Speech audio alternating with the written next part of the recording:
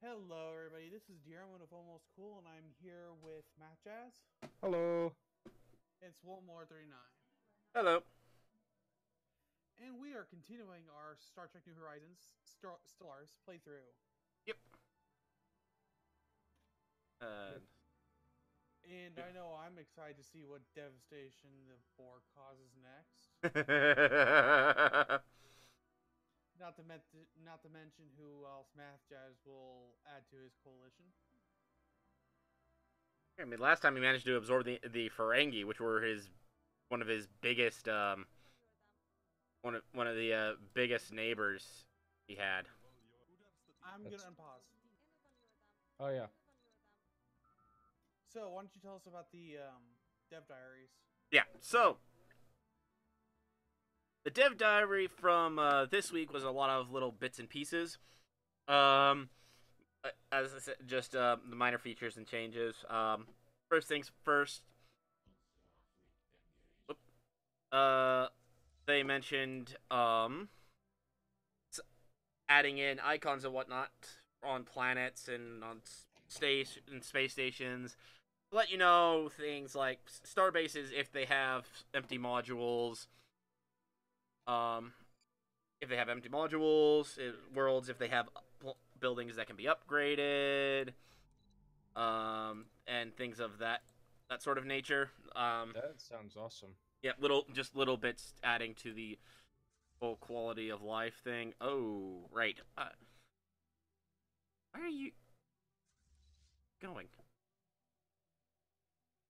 There's got a fleet following you, right?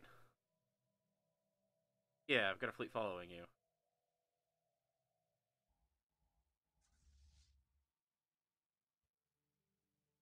Okay, sorry. Just had a moment where the remains of the Hercules fleet popped up. Okay.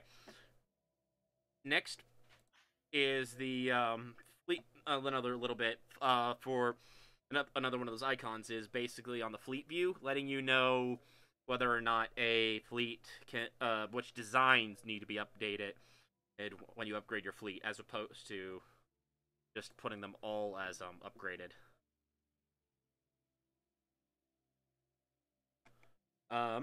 Next is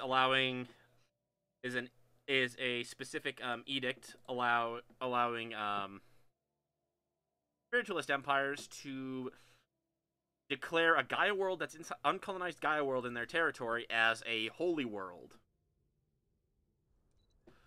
Therefore, and as long as they have this holy world in their territory, then they would be able to They gain influence. they'd gain monthly unity. Ah. And so just a little bit of it, a nice little touch for spiritualist empires and whatnot. Also mentioned somewhere in the comments, one of the things that they were looking at was making spiritualist empires the unity producers, kind of making them the opposite, on the opposite end of the spectrum of the materialists, who are supposed to be the researchers. Okay. Um.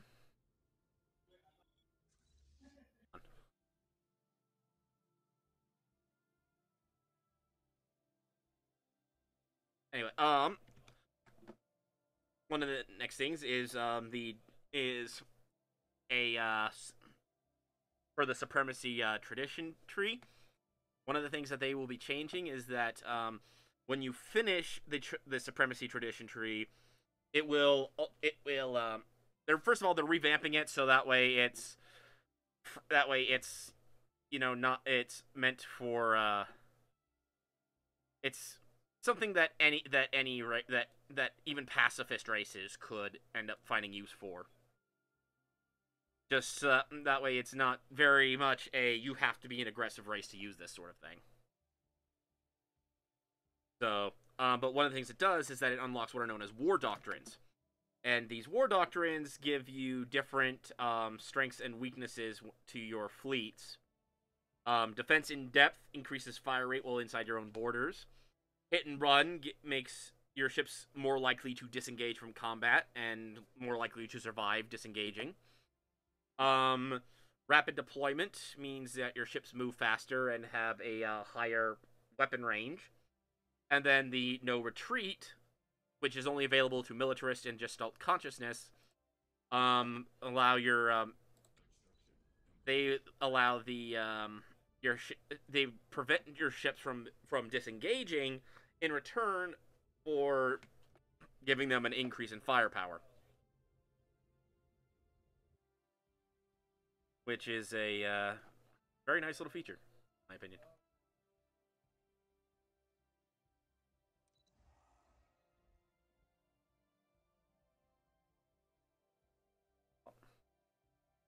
I just don't have to do it.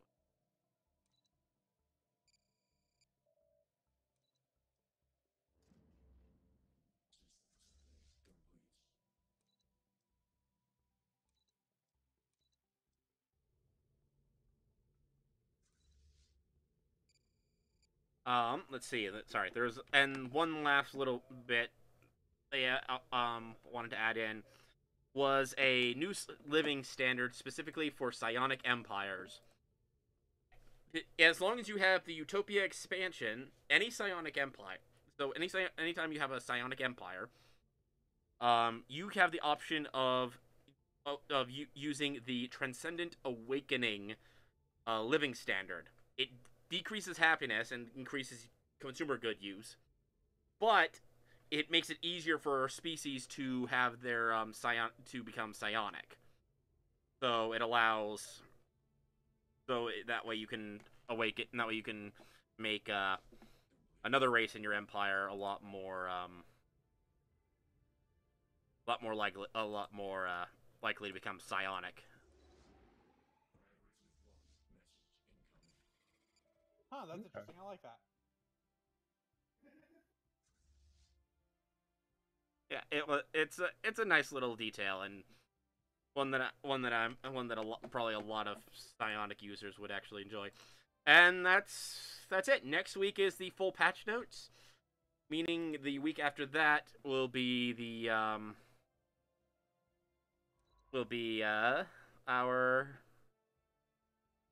release date for the For the next update. next update and the accompanying apocalypse.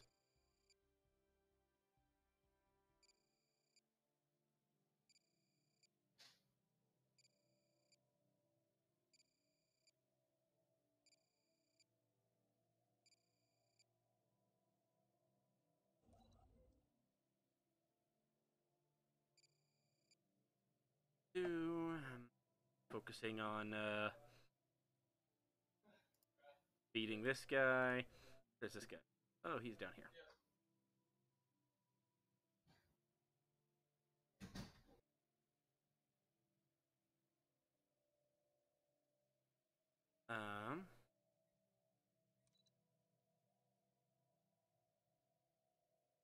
Empires that are not a part of someone's group.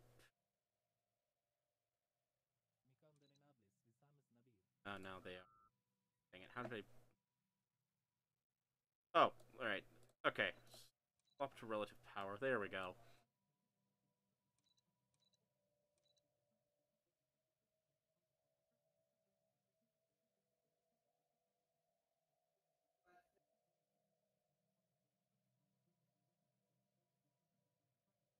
Fact. That's yeah, none that I can see. Okay.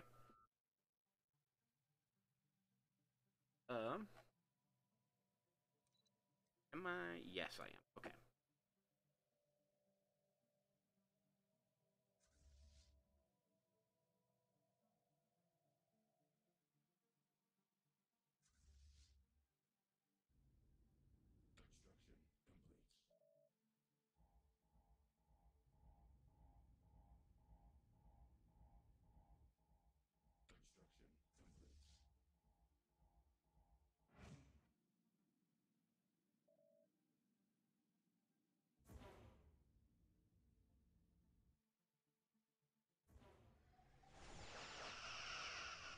Yes, I caught their military fleet.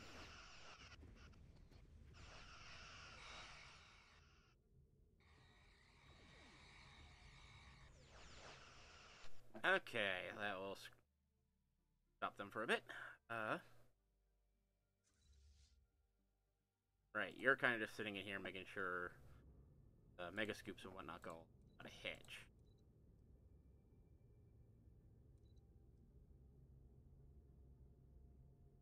Actually, I could probably pull my army out.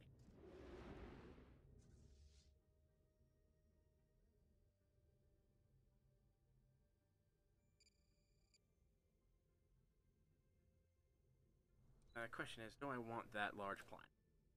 That could offer a lot of population territory. I think I'll take it, because that's a large planet. Because that is a nice large planet. Size 20. That is. But you don't like planets, you like unicomplexes. Yeah, but I can only have so many of those. And more planets means more room to put more drones.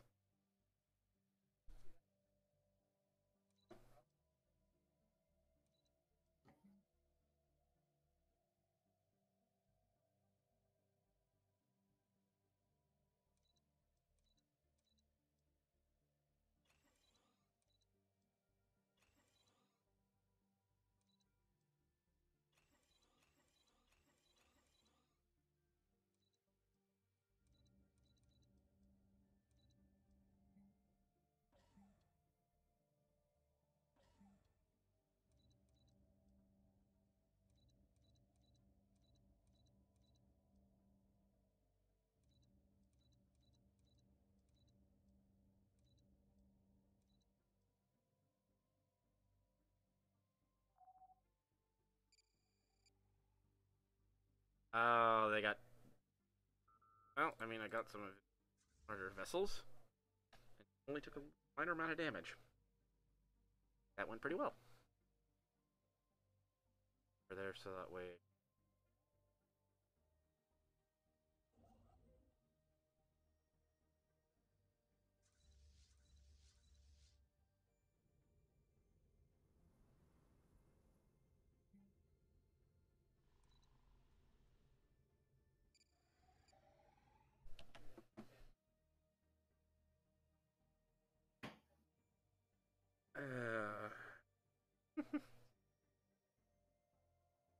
There are 2 more of these systems, and then I will jumping into the last of the Hercule planets.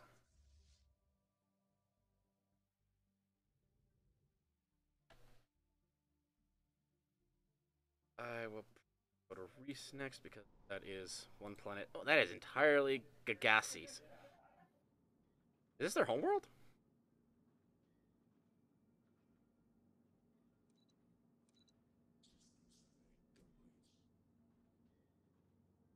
The Gagassi originated, yeah, from this planet. This is their homeworld. This uplifted species is homeworld is whoa. Oh, they're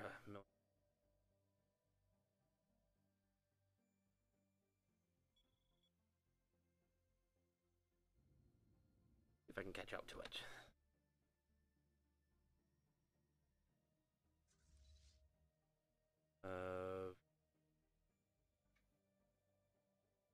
Hello.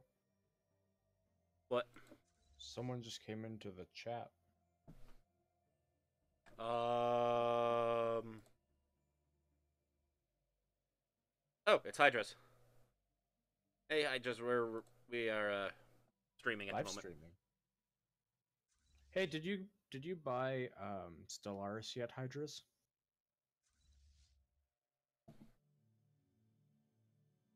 Thought he was here. He muted his microphone. Ah. We have a lurker. Oh, he sent a thumbs up on the general chat. I see. I'm assuming that means he did.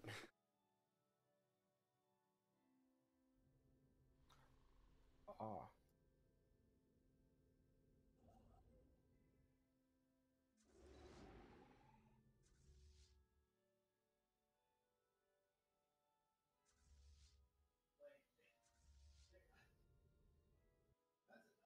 Okay. Oh, jeez. I thought the door was shut. Might not help completely, but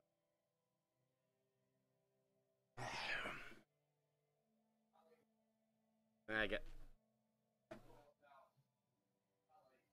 guess it can only help so much since they're also the sounds will be coming through the front room to your mic.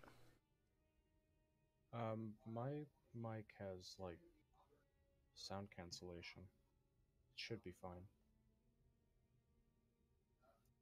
I mean, I'm still catching glimpses of it from through my headphones, which means it's coming through someone else's mic. Okay. That's unfortunate. Yeah. Well, I mean, there's not much we can do about it, and only little bits and pieces. That's what happens when you live in a 6-person apartment.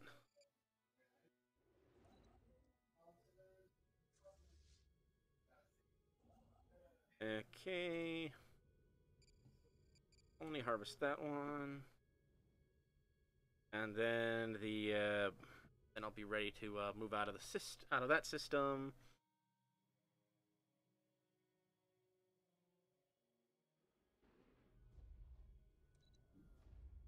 The armies are dropping down.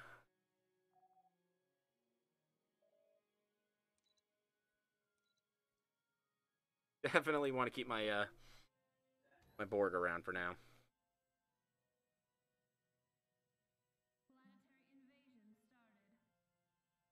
Yeah, I've begun invading another planet.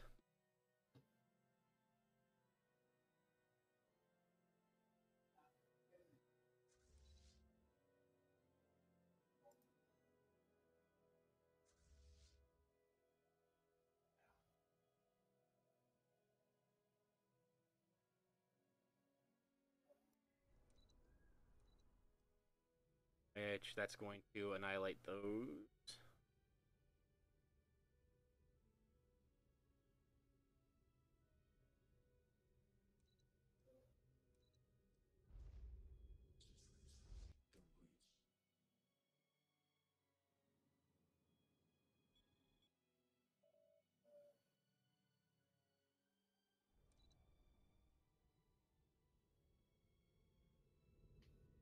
Cubes are now leaving the system. All that's left are a couple garrison armies.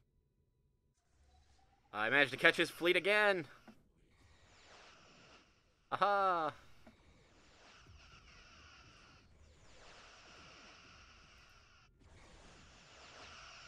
Death by cube.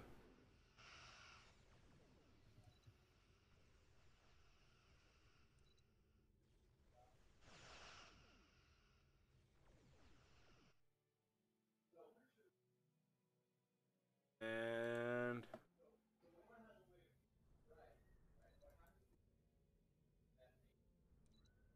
on assimilate the planet.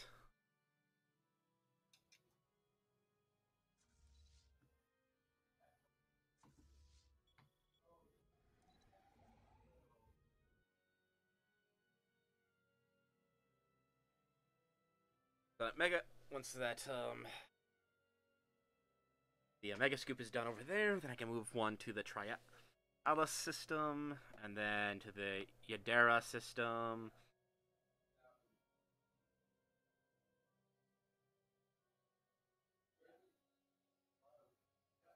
Woo. Their system under my control.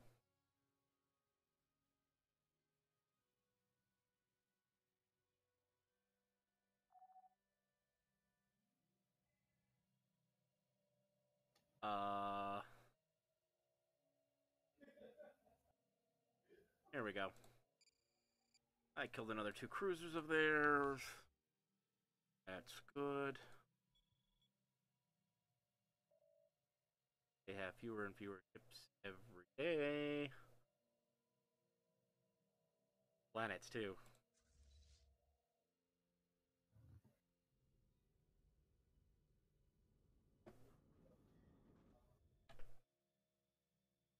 I just see this giant green blob slowly moving across the galaxy.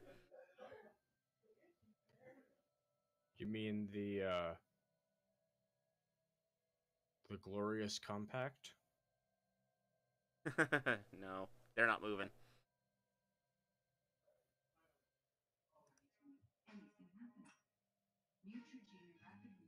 Whoa. Hydras, you're... Hello. Hey, Hey. did you How's hear that? yours life? Good, you heard that we were streaming, right?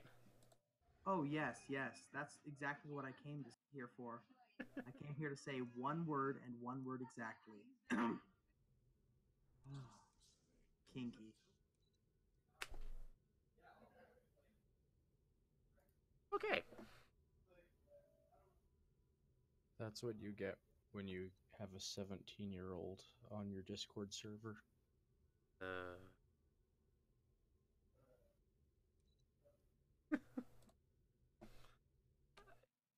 Surprised at all. Yet somehow it still surprises me.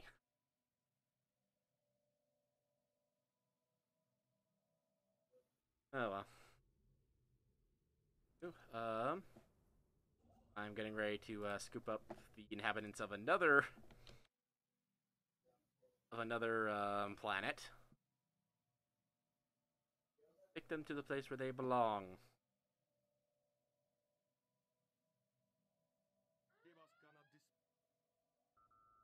Hello. Ah.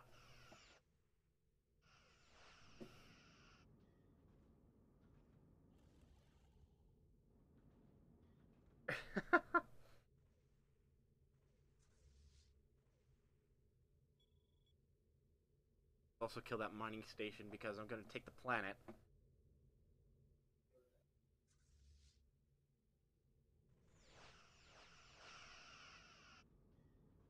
That's why it looks so weird, because it's a mining station layered on top of a spaceport. Kind of funny when that happens. Anywho, so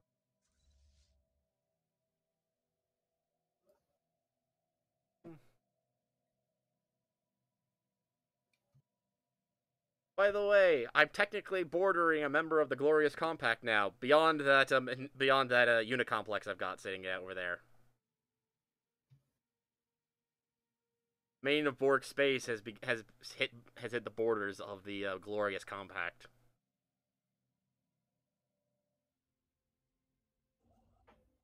Care to comment for that, DR Mood?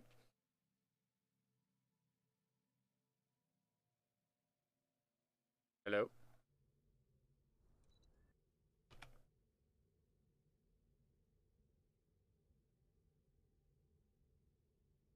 Hello. Oh, apparently I was muted. Apparently, I only have one comment, and that is, oh goody.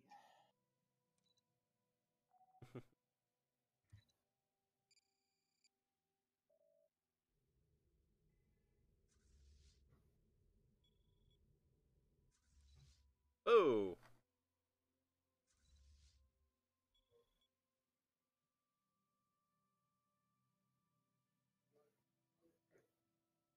Dang it, now I've got to track down his fleet because I moved out of that system. Okay. The downsides of not being able to move fast. Okay, plus 960. That one's plus 30 overall. Awesome. Okay, we're pulling the armors out.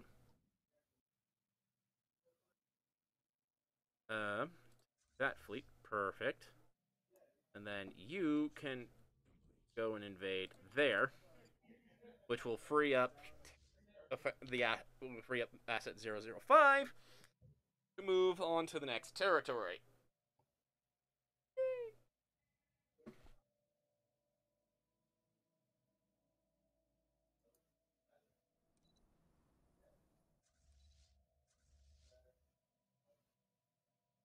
Oh, yes.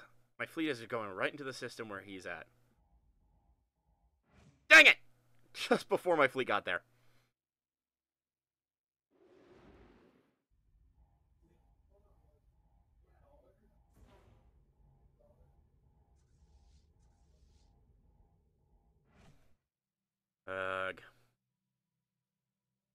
Well, the moment that he actually tries to do anything other than run from the system, I will have him. You know what? Go up there. Actually, I want you to invade this one.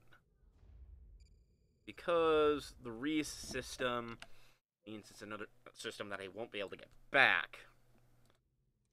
Opposed to this one. At 52.5. Going to go ahead and wait a little bit longer.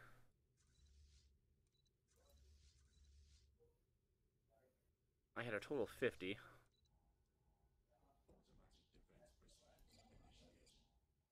What? Ah, nuts.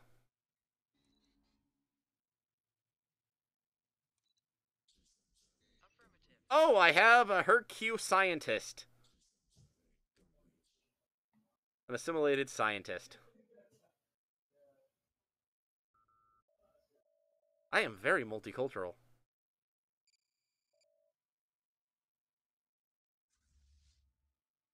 And then you turn them all into half robots. Yeah, and? Nothing, just stating the obvious.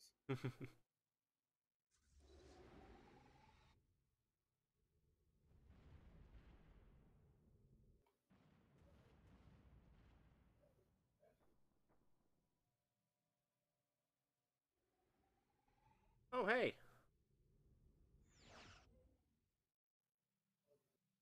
Woohoo!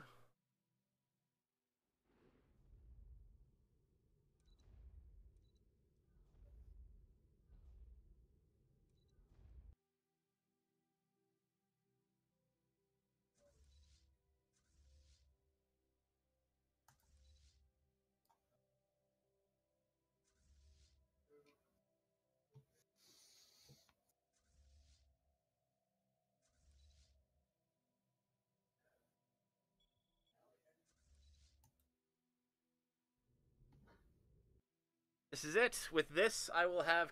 I'm about to gain control over the last couple of systems that I did not actually. Basically, knock out the control of the last two systems that I do not have on that list to for him to surrender with.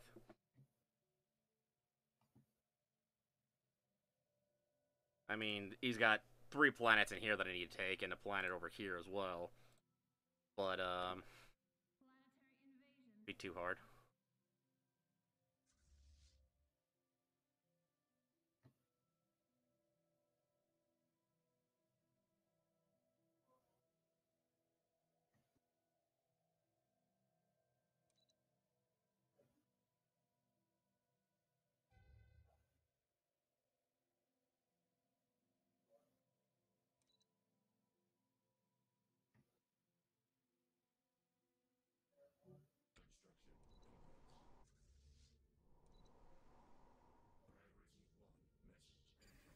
Nope. Why are you not bombarding the planet? Jeez. Finish it up so that way they start taking more damage.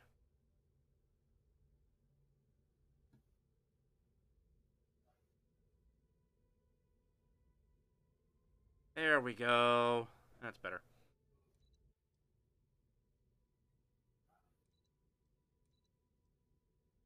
Still waiting.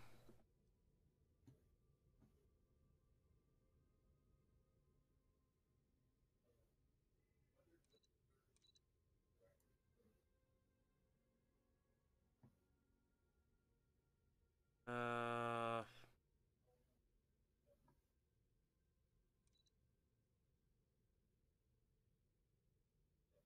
And...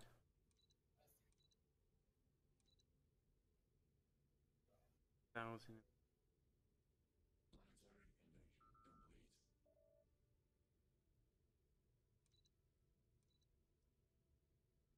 Ooh.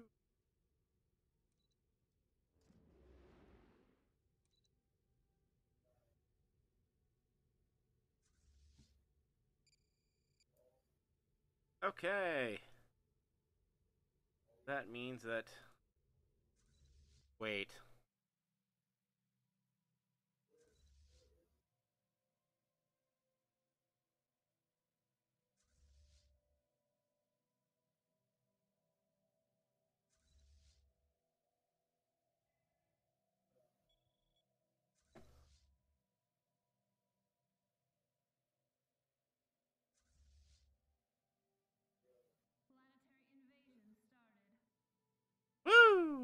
little more territory belongs to the Borg.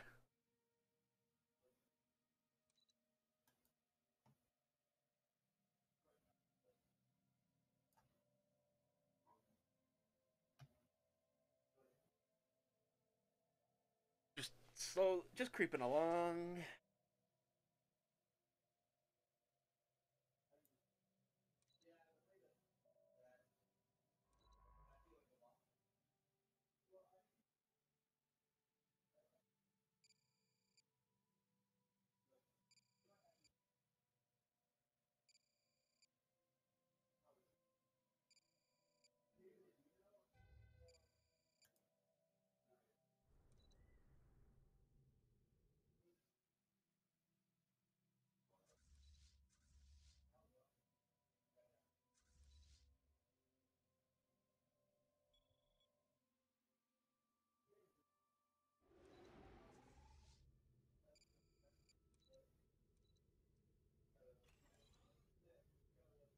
Wow, they didn't even have above a reassembled ship shelter on this planet. For shame, Hercule. For shame.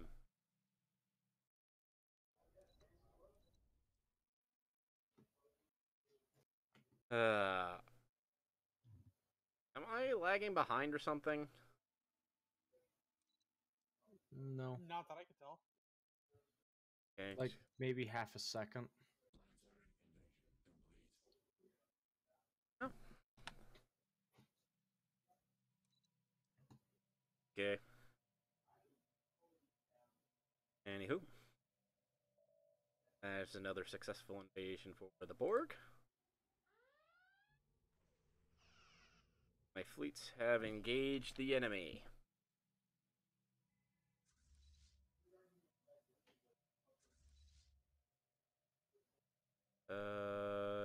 Deselect and stop.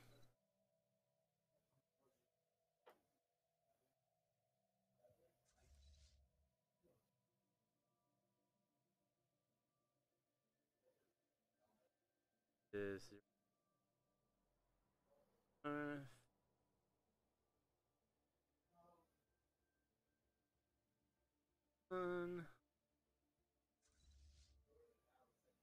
Valdak. Valdak.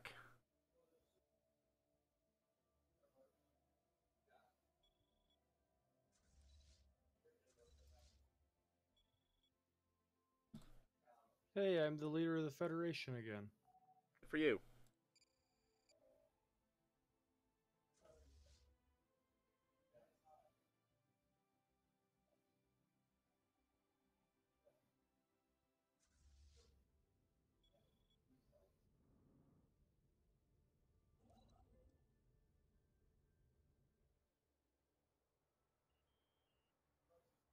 I can't come in because of the military bases. Okay.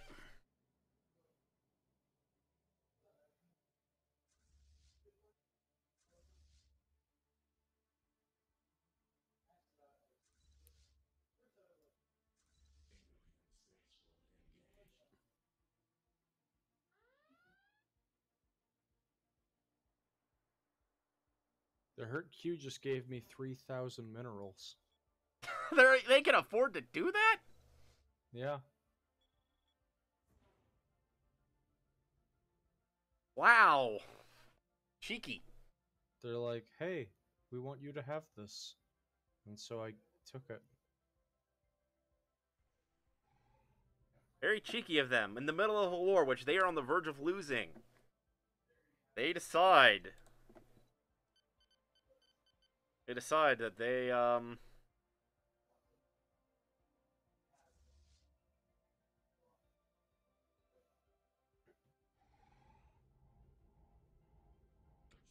that they can afford to give away their minerals. Yeah. It's weird. Now, my question is that why don't you get the minerals of the people you conquer? That is actually a bit of a good question.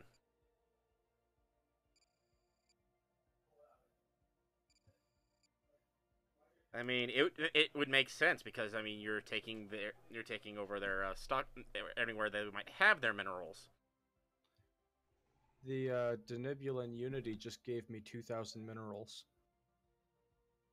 Oh, holy crap, aren't you popular? I just got 5,000 minerals this month from people just thinking, hey, why don't we just give you this?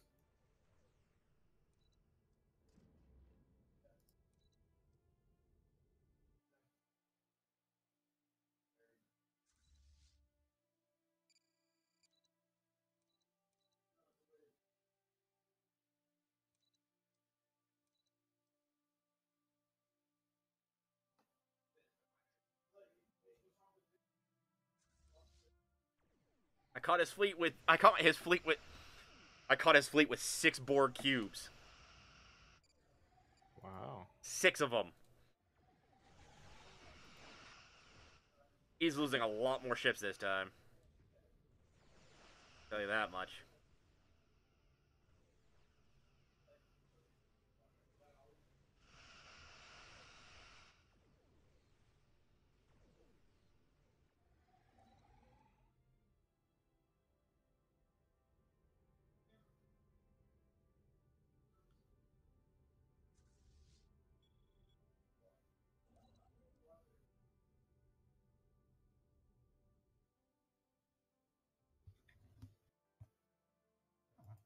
Oh, it's already doing it. Okay.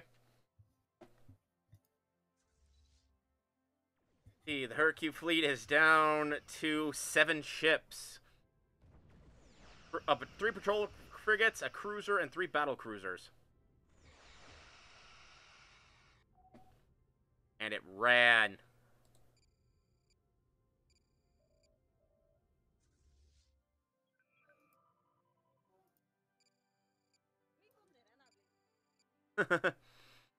Oh.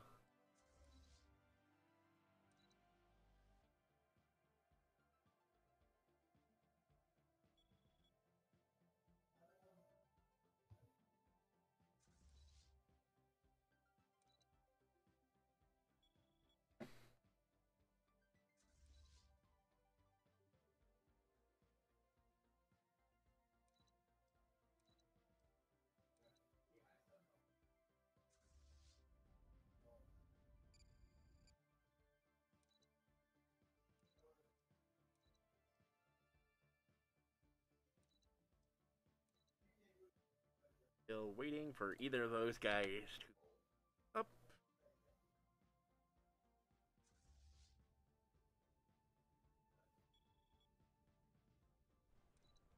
And then I'm going to orbit. Holy crap! He has a crap ton of clone armies and assault armies just sitting there. That's his.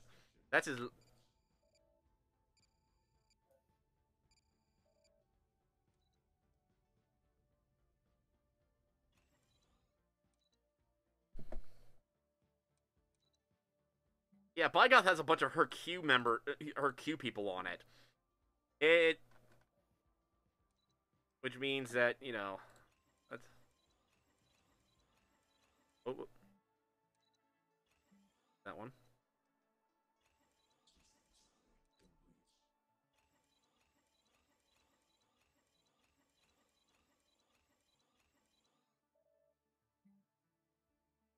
Don't care about that. Don't care about that. Growth speed, ow, but not much I can do about it. But the leader lifespan thing is very nice.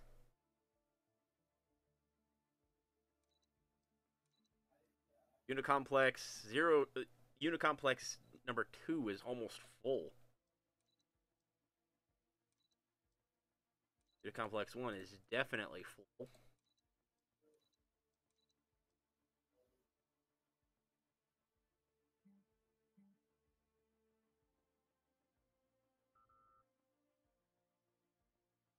Part of the reason why I'm trying to conquer more planets, so that way I have more places to actually put people. None of these guys are trying to leave. None of these guys are trying to leave at all. And I laugh because how?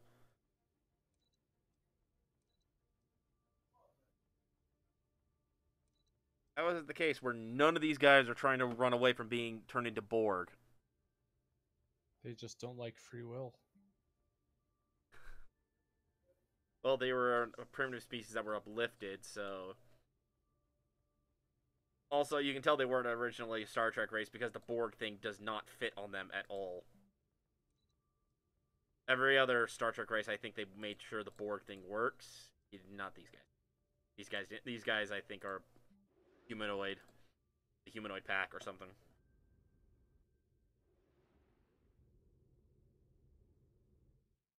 Borg cubes engaging.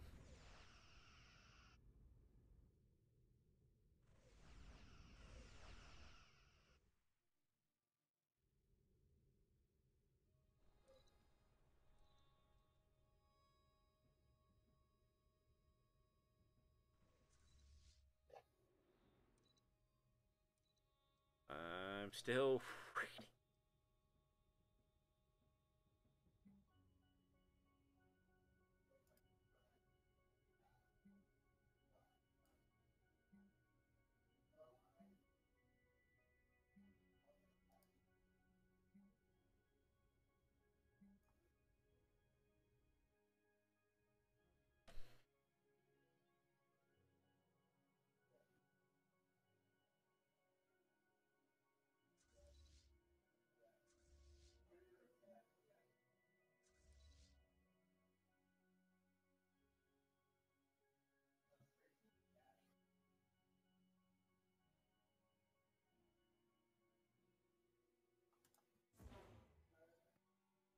The remains of the mighty Hercule fleet is down to a mere 7 ships.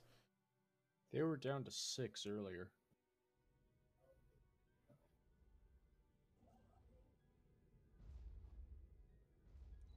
It was 7 when I was done with them. When I was done with their fleet last time.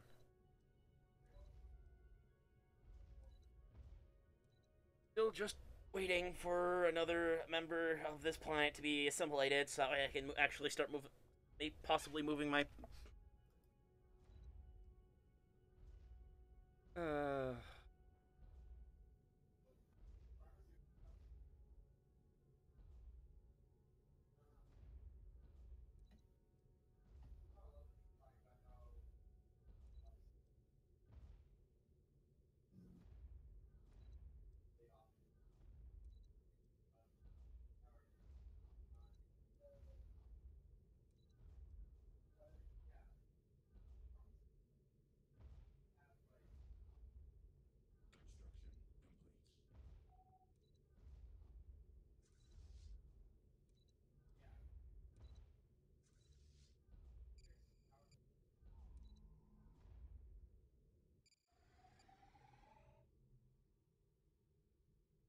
There we go.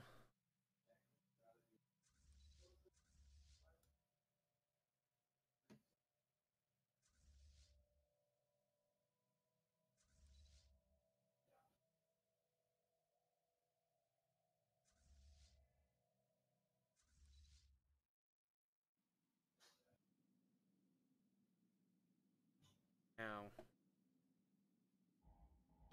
Stellaris is where my fleet is actually heading next.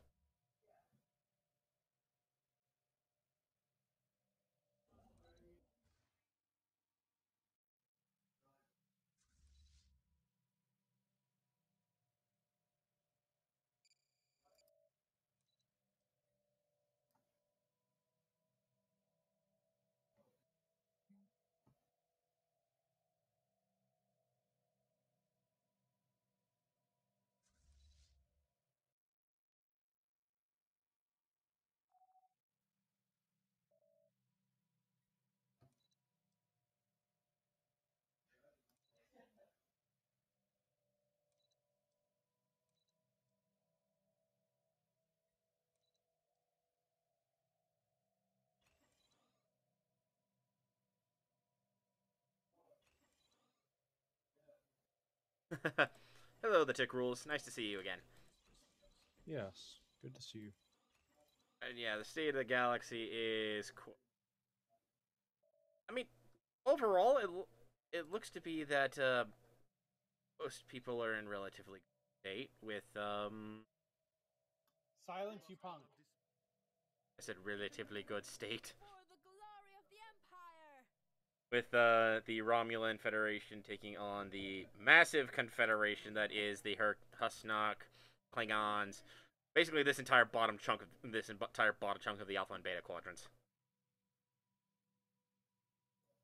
Taking on this. So yeah, I'm expecting the Romulans to get curb stomped pretty darn well. The Breen and the Tholians are still sitting fairly high and mighty up at the top. Oh, hey, I'm higher than the Breens again. With only the Neverites sitting above me.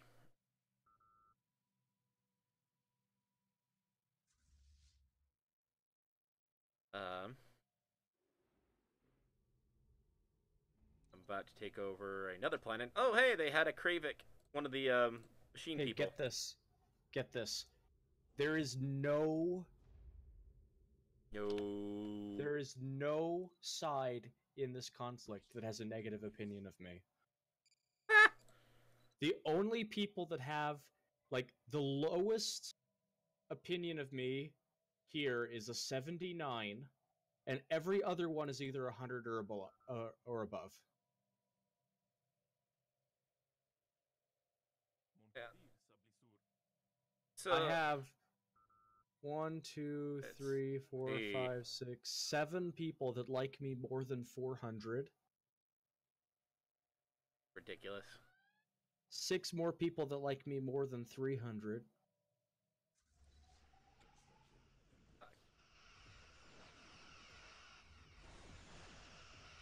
Out the remains of the Hercule fleet again. I have like 30 people that like me more than 200. Is ridiculous.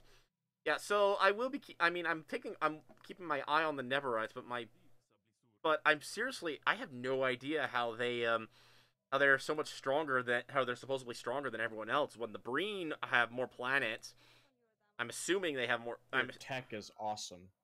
That's got to be it, but I don't know how they managed to out-tech everyone. How did they manage to out-tech everyone? They aren't a materialist, so don't get any benefits there. I don't know. Hercule fleet. Oh my gosh, I took out 3 of the ships. And yeah, I think they lost another one on the way out. Had a single patrol frigate jumped right into 3 cubes. Like right in the middle of the 3 cubes. Just imagine the look on their captain's face and come out. Oh crap! Boom. People are just giving me money now. I have no idea why. I just got another 2,000 minerals.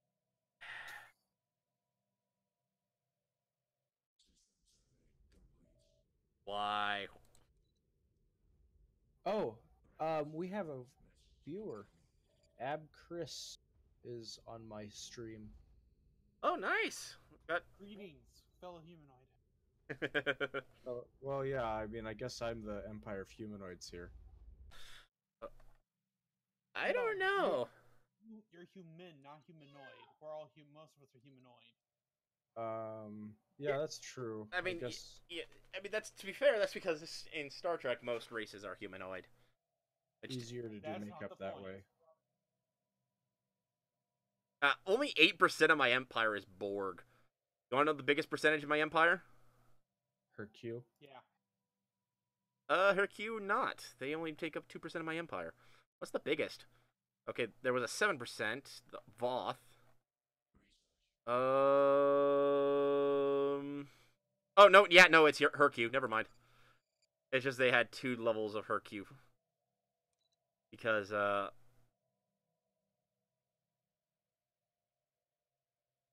yeah, it was, grab that. It had 2 levels on there because I have unassimilated and assimilated Hercule. So that's why it had 2 different versions. But yeah, almost a quarter of my empire is just Hercule.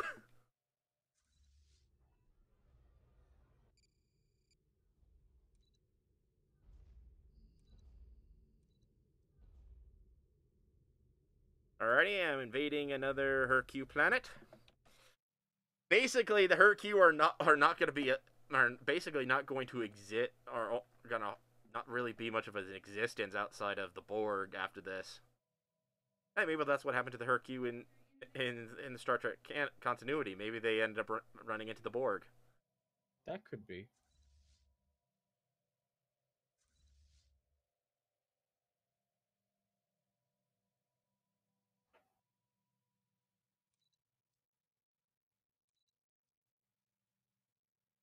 Five. That is enough. Let's embark. What about over here? Not quite. That's 51. I need one more pop. Come on, just one more pop assimilated, and then I can move. And then I can move my armies. You know what? Actually, forget it. Move them all anyway.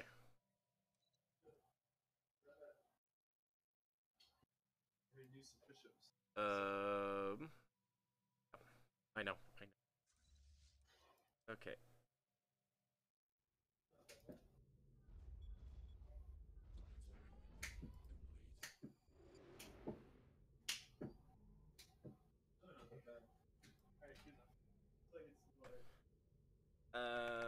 Sounds like we got some people.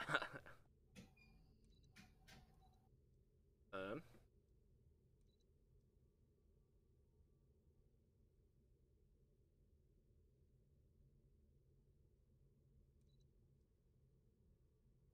Alrighty. I have taken another planet from the Hercule. And... come on. Why are you not letting me build?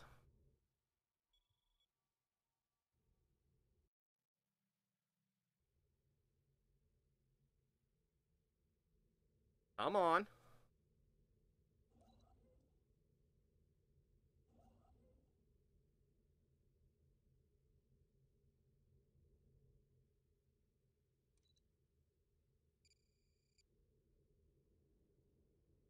There we go. Okay, I don't know what's going on. It's not letting me do the right click to select the buildings things anymore, but hey, I will be putting down the Mega Scoop project in a very short time. Which I am not have enough raw dilithium. I don't. We go here. Is it on one of these planets? Is that it? Should probably actually check that before I mega scoop it, because if they've got raw dilithium on the planet, I want the planet.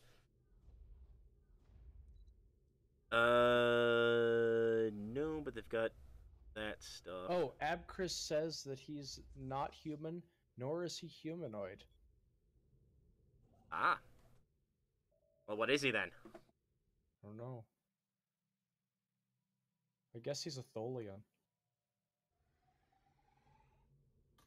Haha. He shouldn't be upset about that because they look cool. Take a look. They do. Like giant fire spiders, and they live in lava.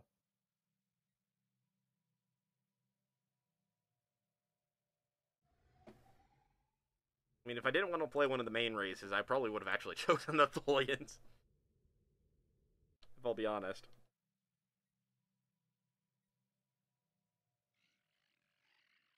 Yeah, the Tholians are awesome. They look awesome.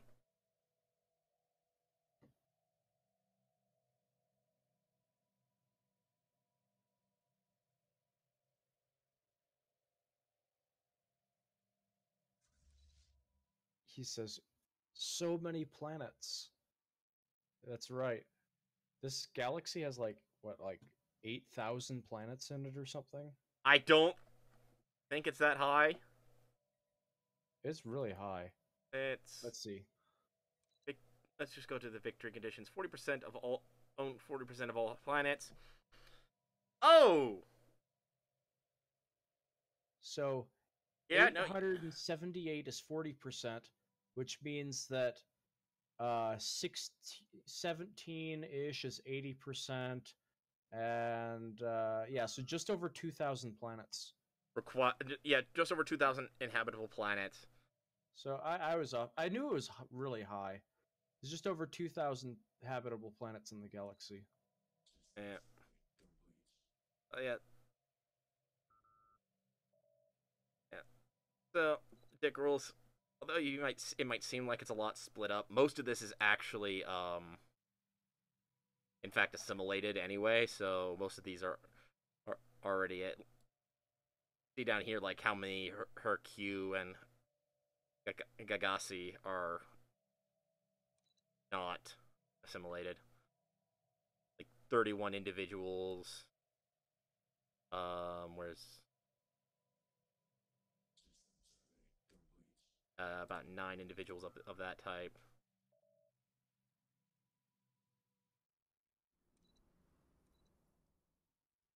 They don't have it either, huh? Maybe Yadara has.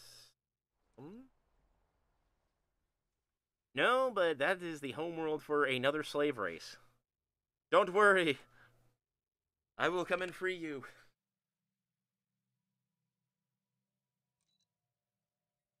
And then assimilate you. I'll give them true freedom. From themselves. Exactly.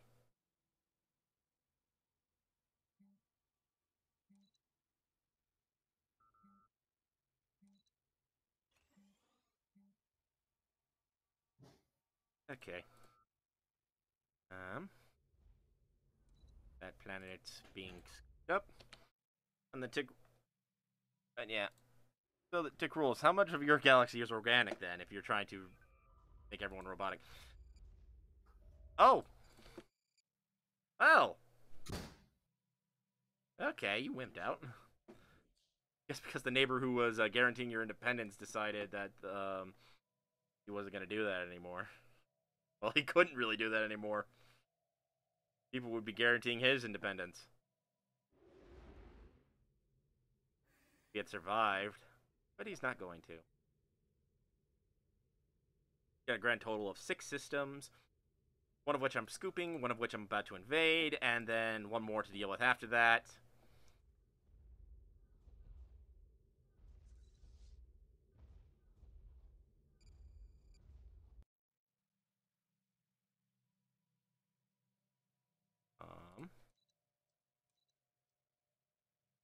Yeah, wow. Okay.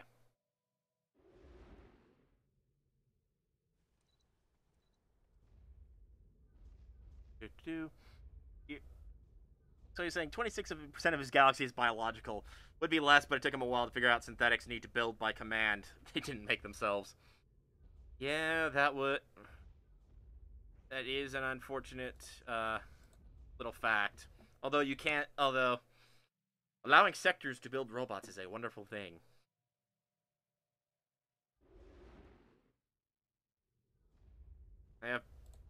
It hasn't happened much on stream, but I have played several games with some of my friends where I've played the materialist that went synthetic.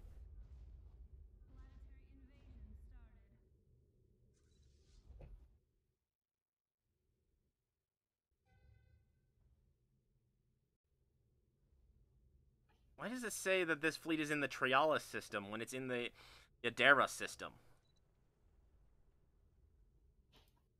That's weird. Yeah, the Yondarans are about to be... the Yondaran homeworld is about to be taken. Yadaran. I don't know if those are... Are those... I keep asking you, Math, but you've told me you don't actually know as much as I used to think. I don't know as much about Star Trek as I should. But the almighty Math Jazz knows everything. Abchris says I never really go over 4. I'm not sure what he's referring to. The tick rule says he would have done it, but didn't want droids taking up classes when everyone became become synths unless droids join them. Yeah. So once you get synthetics, droids are automatic. You don't build droids anymore. It just automatically becomes. They automatically become the synthetics. It might take a little bit of time. It depends on the individuals in question or the game in question. Sometimes how modded it is can affect it. But droids do get turned in. All droids get turned into synths, and you are unable to build droids anymore. You can only build synths. Okay, I have taken a. I have taken these.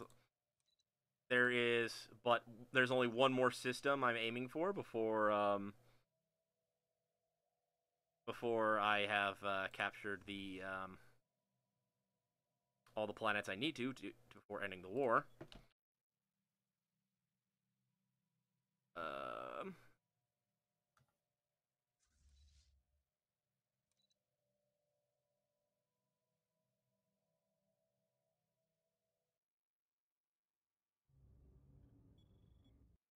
And where are... Abchris says that he never goes over 4 planets. one of the tall players. And that's I'm fine. not sure what that means. Tell me. Playing tall, it means, well, you focus a lot of your effort on getting more quality out of the planets, and it means that you can get very high tech and very powerful traditions really quickly. In return, though, you don't necessarily have as much resources or as much So you're basically trying to become like a fallen empire. Sorta, kinda. But yeah, it's an interesting concept, and if you play it right, you can do it. But also how tall you play depends on a combination of other factors, like how big your galaxy is. The largest size galaxies, it's a lot harder to play a tall empire, or at least a tall empire with only so many planets on it. If you like, there's a thing that you out there that some people do called the one planet challenge, which is quite literally never going beyond a single planet. How do you win? You you use a lot of frontier outposts, mega structures, and whatnot. And you try to make lots of vassals. Abchris says tributaries and vassals get you your fleet cap and resources. So yeah, I guess so that... you're being like Rome or something. Like, this is the imperial 4 planets, and everyone else will bow to us. That's cool. I didn't know that was a possibility. I also think that I don't have the skill to pull that off. I'm not sure I do. Although, having to check up on all of these planets is so hard.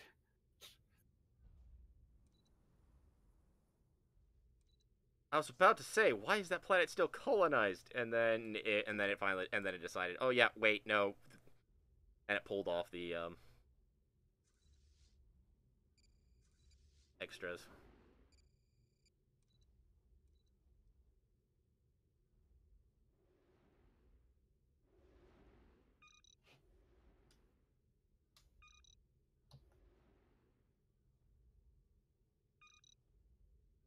Pulling off all the Gorn ones because the Gorn ones are stronger than regular Borg.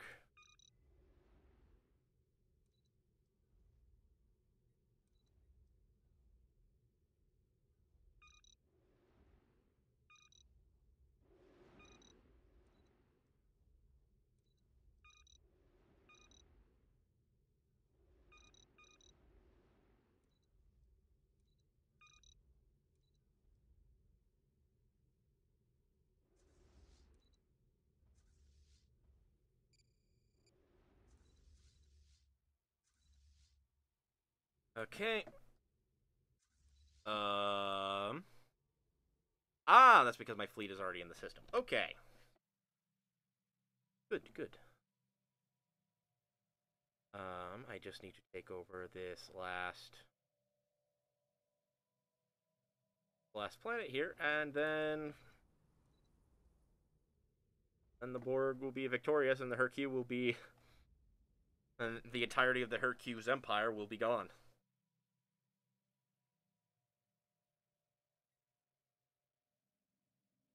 And I can start focusing on other people.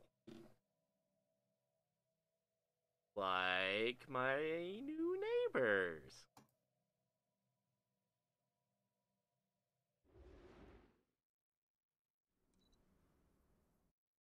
No comment?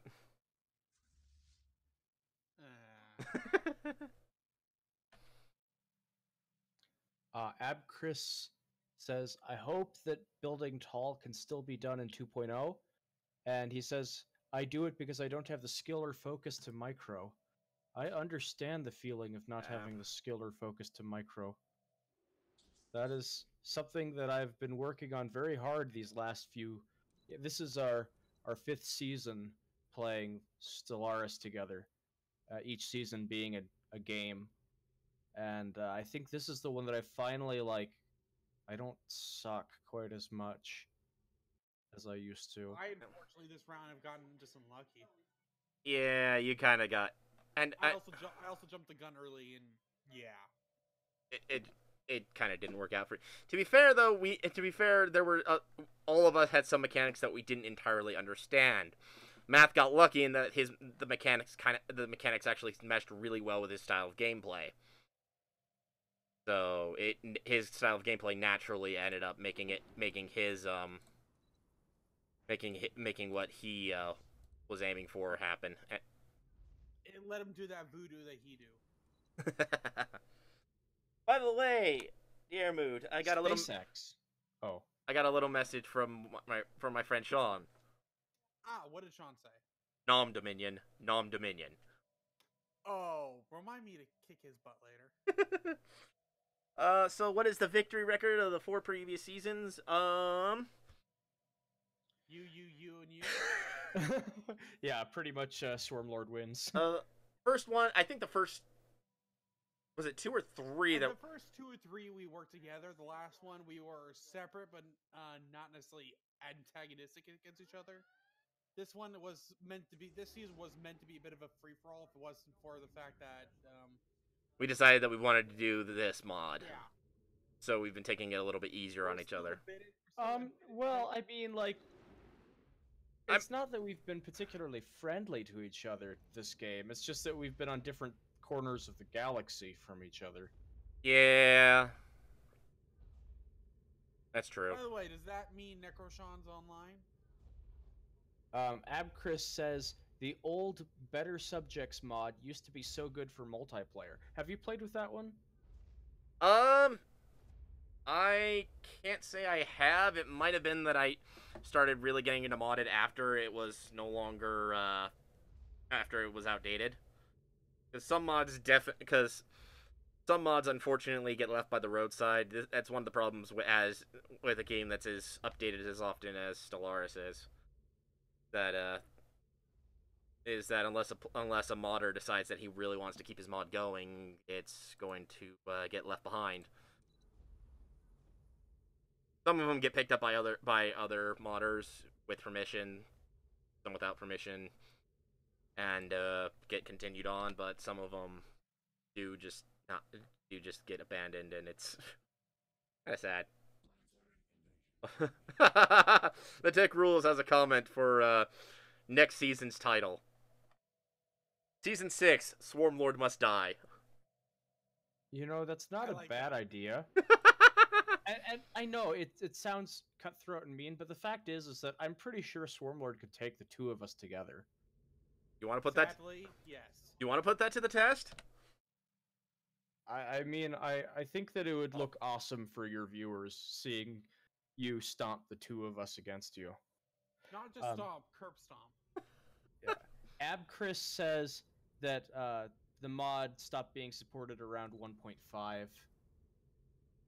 Yeah, I don't think I was playing with modded at that point. It was a while before I started using mods.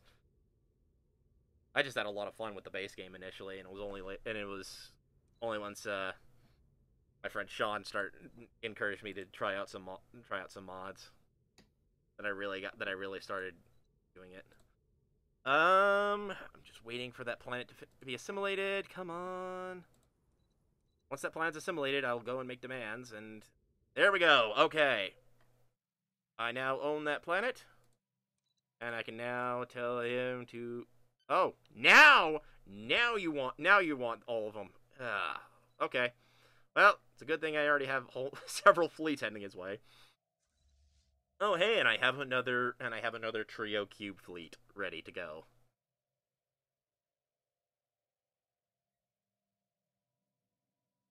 Have you parked down at Complex 02?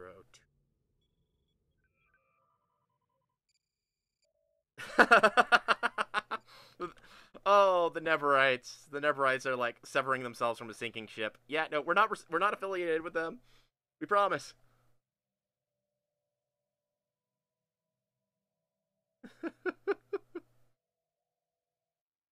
Oh, jeez.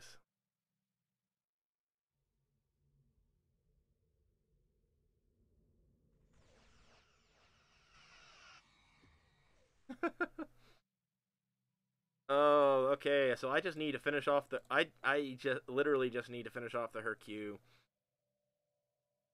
That's all that's left is just finishing these guys off.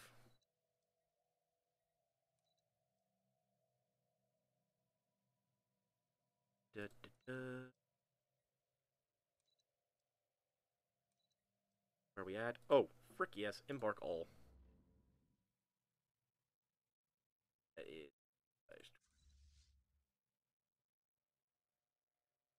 is 20 armies. And you will head for this planet right here.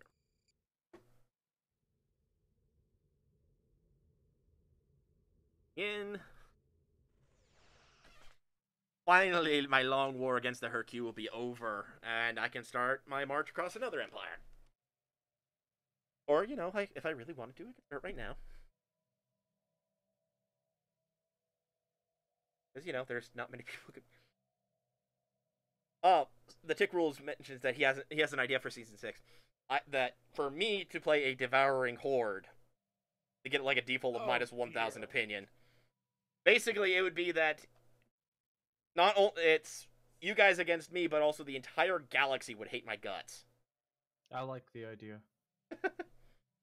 I can get behind that. I'll play something along the lines of that next time if we want to.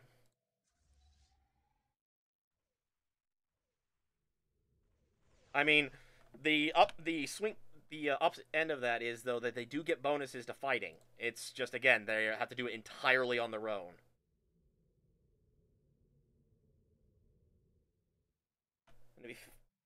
I also have to say, to be fair, that on the last game we played, the one where I won, I found, I mean, basically playing that machine race is basically playing easy mode. Playing the rogue servitors is almost playing on easy mode. Because everyone you conquer likes you immediately. Pretty much. This ought to help. Oh, what'd you get? I got the Neberite Alliance to give me a research agreement with them. Oh, you lucky dog. How? Not saying. You might do it. But I got a 30-year research agreement with them. Oh, you are really lucky there. I mean, they have superior... I mean... Exactly why I want they definitely have to get it with them. They're one of the more high-tech races out there. I think they're the high-tech race. The only one... I mean, there's a few others that have superior tech to me. The Neberites, the Breens, the Klingons. I'm finding it funny that the Klingons have it. The Orions have it. The Chalet... Basically, most of the other ones that were actually on there. They're Condyne Accord versus the Star Alliance.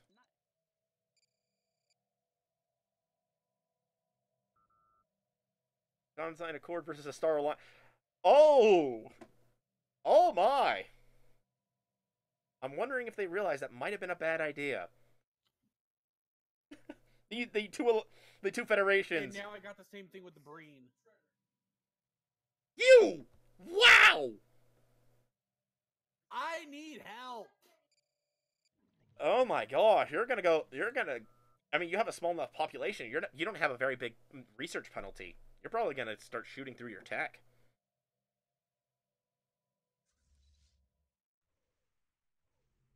What's a research penalty? It's basically the way the game works is that the more populations you have and the more planets you have, the more your research costs. It's a way so that way to prevent empires that grow large from getting From steamrolling other ones. yes, because if the cost didn't increase, then it would just be more and more and more research without it. Research points attributed to the Guess who just Guess got? what? Guess you just got a research agreement with the Neberites. Same. I just got the same thing with the Tholians. Antholians are equivalent to me. I'm looking. I need to speed up my research, and this is the best thing I could think of. Oh, beta complex 0 finished. How do I check like? Check what? I want to see like what this trade is actually worth to me. You mean This like research agreement? you mean how much 25%. yeah, and when you hover over it with a particular person, it will even tell you how many techs each side will get out of the deal. Oh really? Yeah. So, I mean, I can't do it with people because I'm the Borg. I have no I can't do diplomacy. Wait, so like if I hover over research agreement, applicable on research technologies, is that what you're talking about?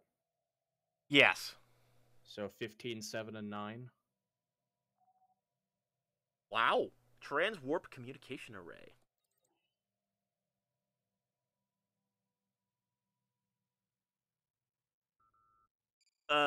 Ab Chris told me the same thing. Yeah, it's a reason why a Toll Empire is viable, because you can very quickly get high tech if you do it right. Because you have such a small population, you can. Okay. Yeah, because the small population means the tech doesn't take as much, so yeah. So the tick rules added in. One of the species in his game was crazy obsessed with tech. All the habitats were overrun. All their habitats he overran had 11 labs. And I'm trying to think. Habitats are like size 12. Yeah, I think so. Which means literally he had the base building, and then every free slot was a research lab. Which, to be fair, that's a +3 across the board. It's not exactly insubstantial. It's actually why they had to buff the they actually had to buff the mega complex the mega structure, the science mega structure. I can't remember its name at the moment for some reason. Science Nexus. Thank you. Yeah, that's why they had to buff the science nexus, because they found out that a single system with several habitats, all devoted to research, would outpace a science nexus. So they had to buff it up so that way it was actually, worth something.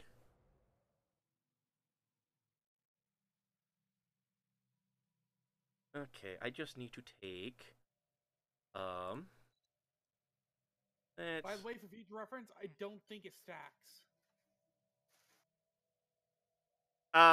No, it doesn't. But different people have different techs, so it might be that. That's why I'm not complaining too much about having it with 3 different high-ranking civilizations, but I'm just going. Whoa. I wish they did, even if it was reduced. An upgrade, a transwarp communication mass relay. This structure produces influence. I got a way to make influence now. which is nice, considering how I'll sometimes end up relocating people. And where are my armies? Do I have armies on the way? Yes, I do.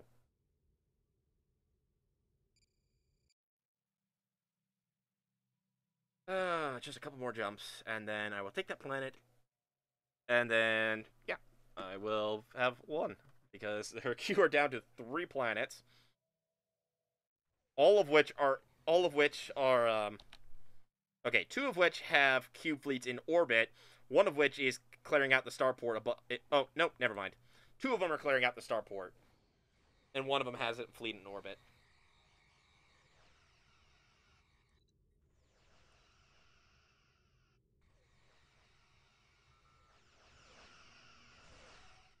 There we go. Cleared out the starport. That's another fleet in orbit. In like 2 seconds. There we go. Oh, it's all this enslaved. It's this enslaved species again. He has 3 planets left, and one of them is entirely that enslaved population.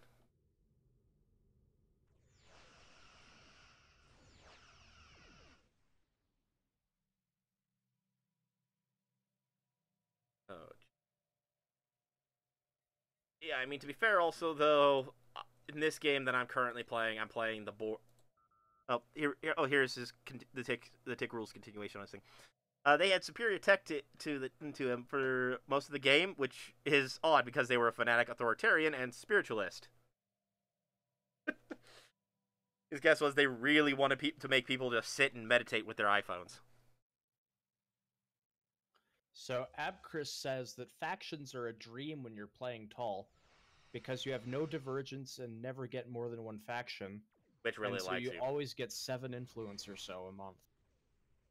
Yeah, I mean, yeah, that's one of the benefits of, because yeah, ethnic divergence means you'll get people with.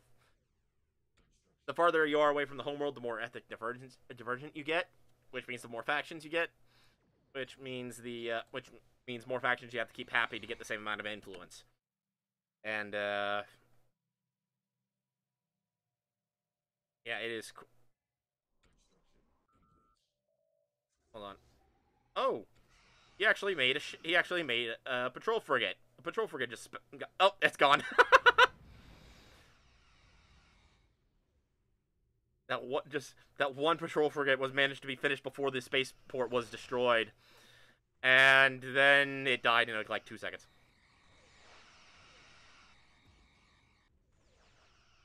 Because I've got 3 cubes just in orbit, just blowing stuff up. Oh boy, where is my transport fleet? Warping to Corn.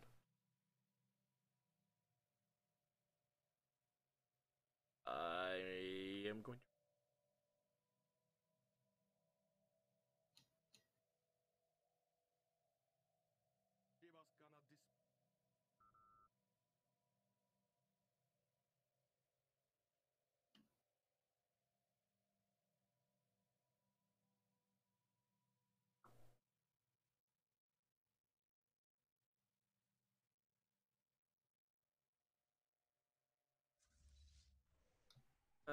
It's got so many.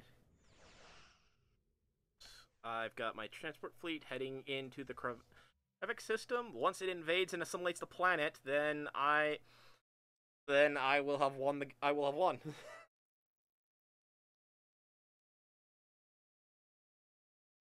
pretty much it. Their two are about to be wiped off the map. Ab6 says spiritualists can also get higher tech, even if they get them slightly slower than materialists.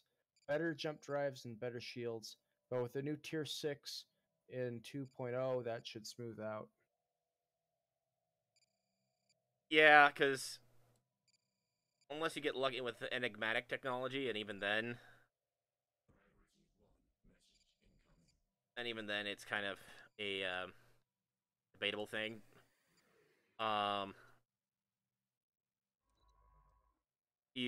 They get a better jump drive, They get a better version. They get a shield that's above the top tier, the regular top tier shield. But no one else got something like that, and so.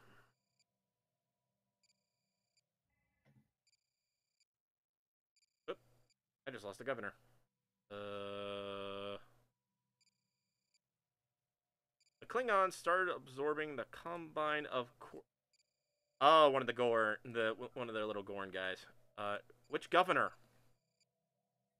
Ugh. Oh, Core World's governor. Okay.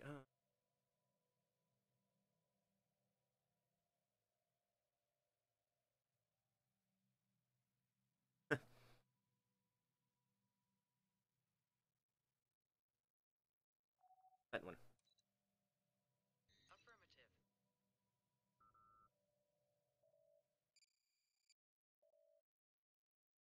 Okay, and I'm finally made this. Yeah, they only have one planet which actually has her Q left on it, and that's the planet I'm about. Wait, yeah, they've got 3 members of their own species left. That's it. They are pretty much entirely assimilated. The tick rules added that the psionic shields are identical to enigmatic shields stat-wise. So what I was saying earlier. Yeah, unless you got lucky and got the enigmatic shields, you couldn't match them for shields with if they get lucky with the shroud, and you just straight up can't match them when it comes to jump drives because of the shroud. So it's a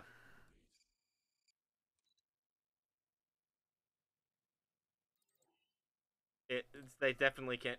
The only thing that supposedly evened them out was because that robots were better and stuff like that, but robots could end up being better than regular people on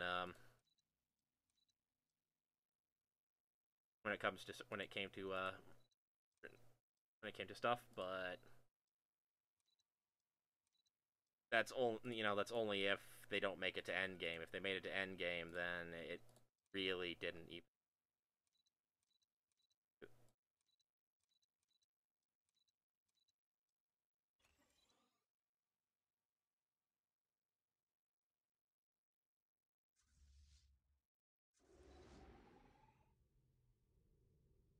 It has that giant fleet of transport ships filled with clones.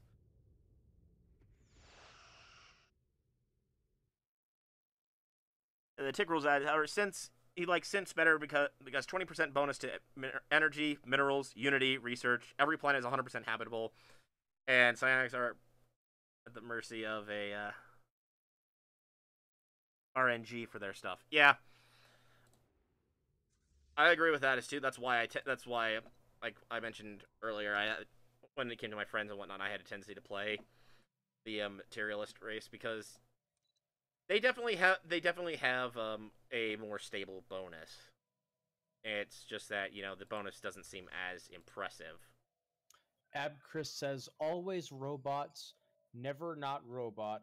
Build them fast so your pops can't grow.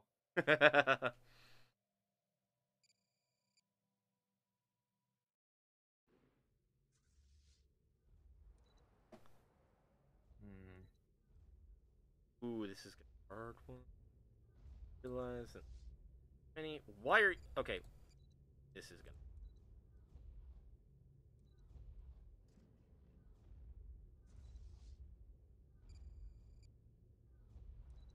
Why didn't I send over the rest of them? Oh, Garrison 26 of 25. What?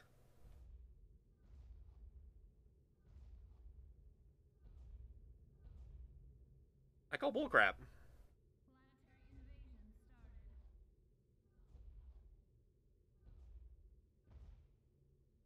The tick rules. I allowed myself to console command inside jump drives for synths after he found out he had psionic synths in his empire. Okay, pretty funny. Chris says robot tomb world best for science. They do have a lot more science deposits, and they don't have other deposits getting in the way. For if you leave it, if you throw it to an AI as well, it doesn't have anything that it didn't have anything that the AI might try to override for. So you just have to deal with the fact that people will try to go pacifist on you on there. You might there's several other events and whatnot that might happen that will affect your population on that planet. Unless I'm confusing it with mods. It's been a while since I've played an unmodded game because of this. Since this season is modded, and my casual games are modded.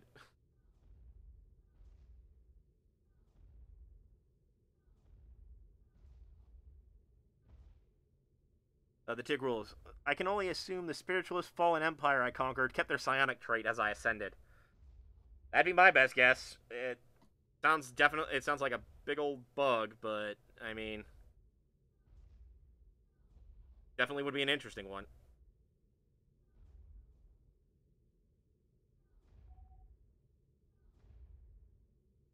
I lost a troop. No big deal. I'm still gonna win this out in the end. Yep, we're retreating. I know it failed. Shut up. I was the one who pulled the plug because there was a little bit too much. Too many people almost dead. And they don't heal because they're being bombarded, so. Abchris says that you can't shift the ethics of a planet if the planet is 100% robot. That's true. I mean, unless you become synths, but if you don't do that and you're willing to take any malices to energy or research using droids, then What was that sound? That was... Ooh.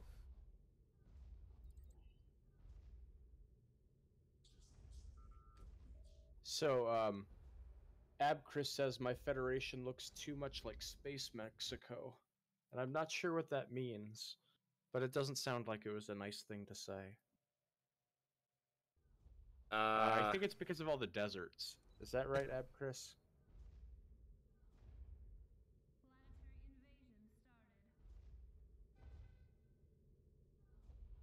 Have either of you ever been to Mexico? Nope.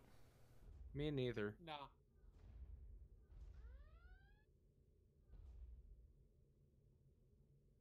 But I've seen pictures of like there's some really pretty looking places that I've seen. And their general is dead. Which means all In that's left are the Mexico? garrison. What? No. Sorry. I'm dealing with trying to conquer this planet. The shape of it.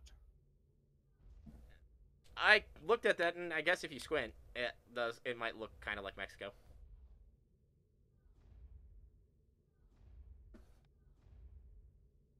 I mean, Mexico to me looks kind of like a backwards J, you know? Like it's wide at the top and then it hooks to the right.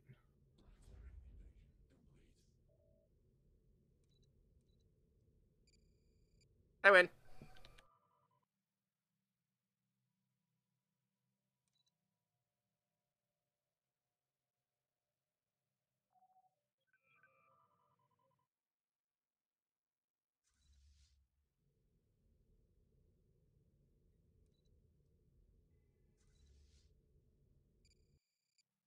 Hmm.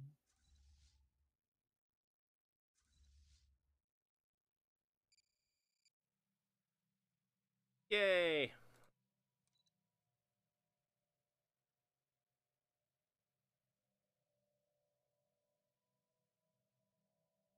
I have conquered the Hercule.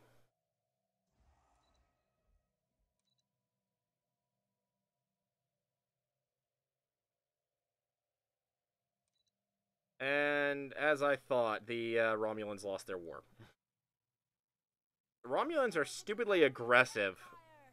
And I mean stupidly aggressive. I'm trying to find Mexico in my borders. Our I enemies. don't see it.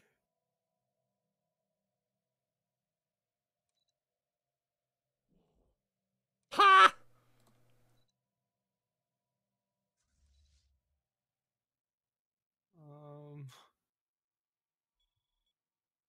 Oh my gosh.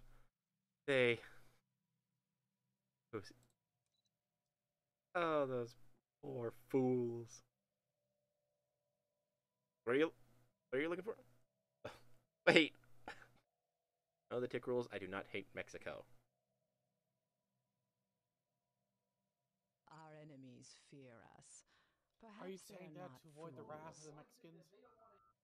I actually had friends who were Mexican. I High can't school. declare war on the Borg. I'm sad.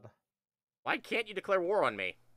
Because I'm not allowed to take a war of aggression. Oh yeah, you're fanatic pacifist. Yep. I have not been in a war yet. All of my fleet I mean, if you had does chosen nothing. if you had chosen the if you had chosen Earth as your starting bit, you could have had the Wars of Liberation at least.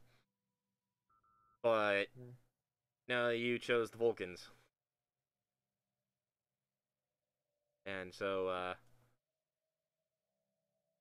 yeah, so you cannot declare war. You can only fight defensively.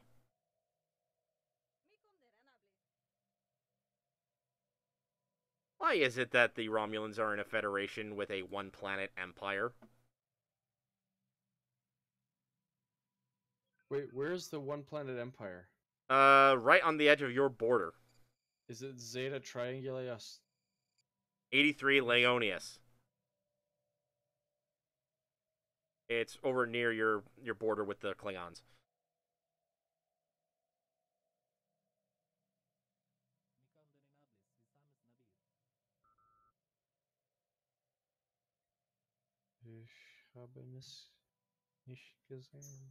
Do not see it. It's the little white circle in the... I see the Norcan. it's the Charonite Commission? Oh, that. Yeah. It's in a federation with the Romulans. It's a one-planet empire. Okay.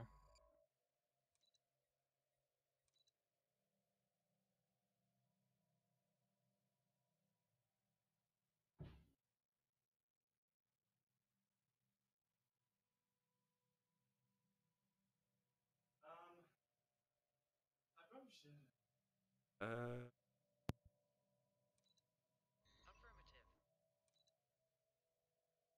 Almost on a positive minerals again.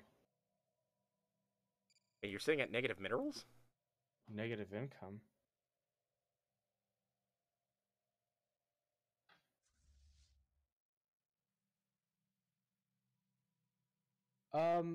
Hey, uh, Stormlord, does Yeah. this mod change how fleet power works?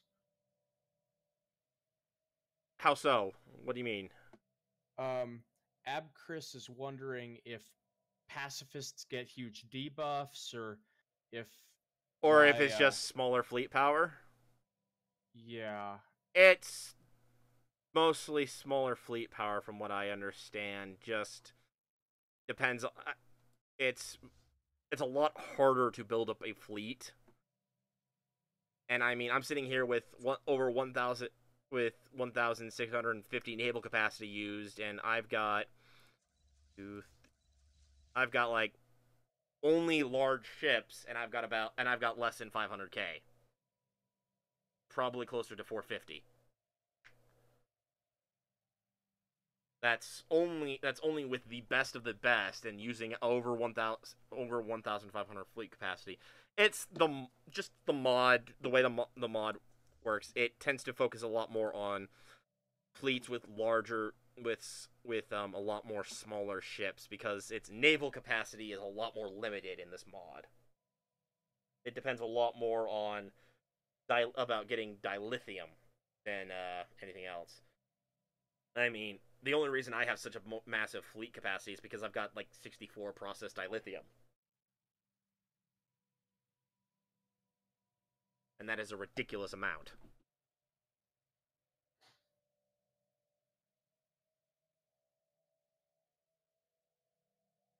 So real quick, let's take a look at this war and see who is winning. The Condyne Accord is currently winning. But they have the Sheliak Corporate in there on the Star Alliance.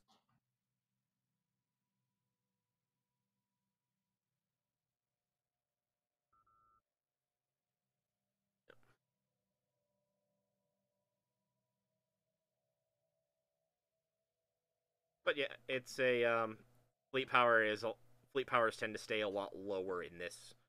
I mean, the largest enemy fleet I have encountered was like 70k. It's all very small amounts.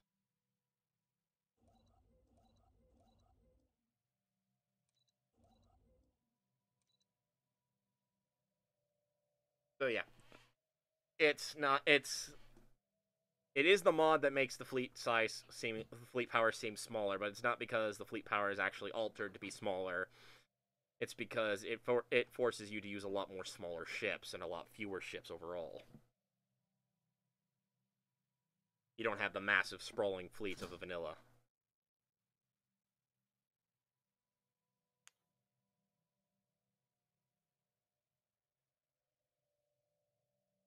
Unless unless you like scrounge for every piece of dilithium you can find. Which, Math, you might want to check to see how much unprocessed raw dilithium you've got, because if you can use any of that. Okay, so it says 3/13. Yeah. Does that mean I have 3 that I'm not using? Yes. Okay.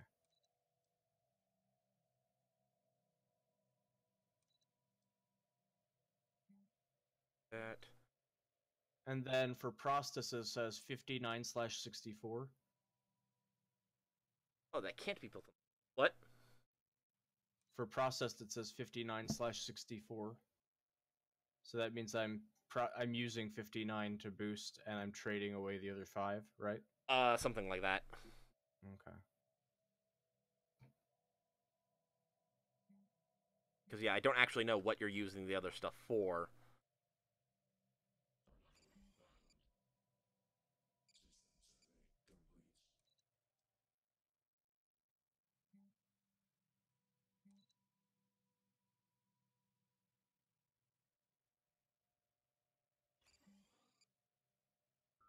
Building some transwarp conduits, allowing me to produce,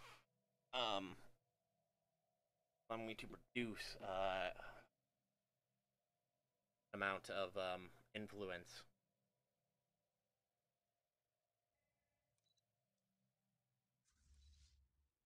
Oh, I was like, what hostile fleet? What? And I'm attacking a Romulan world.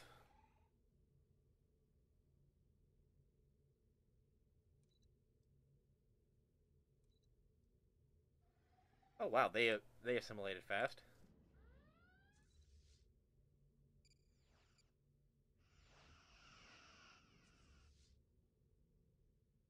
Wait, did they kill it?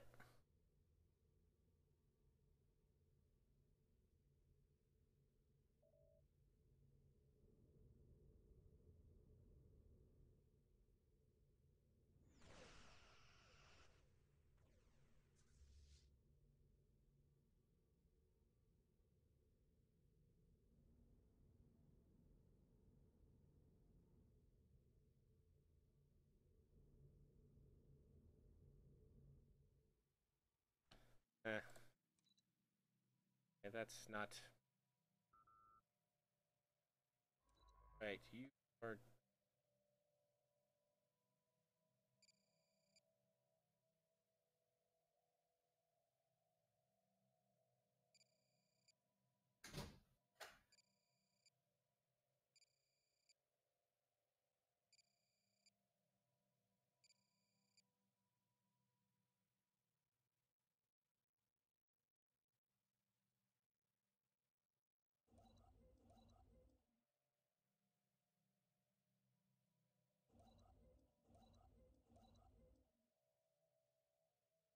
all right.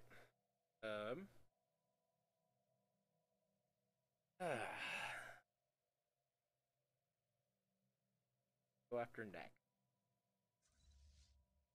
Gotta go after someone. Well, okay, I don't have to, but I really. I should. Why not swap farms to get more minerals, or does that have to do with the mod? So that is probably a good strategy. And it might be something that I need to do soon. Right now, I'm trying to keep my food really high so that I can grow a lot of pops because I have a lot of empty, or had a lot of empty tiles on planets. But that's not really true anymore, so it might be a time to swap over to get more minerals. Yeah. And if I were a more skilled player, you know, I'd be more confident in my decision one way or the other.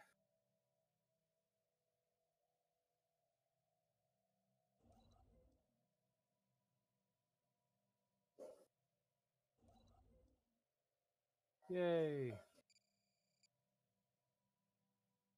Yep. The Binar domains are now a part of me. Weren't they like a small one planet? Yeah, I found that it's a lot quicker to assimilate people that are small. So I'm just going to assimilate all of the small people now. That would leave everyone except for the Tamarian Unity. Yep. And also,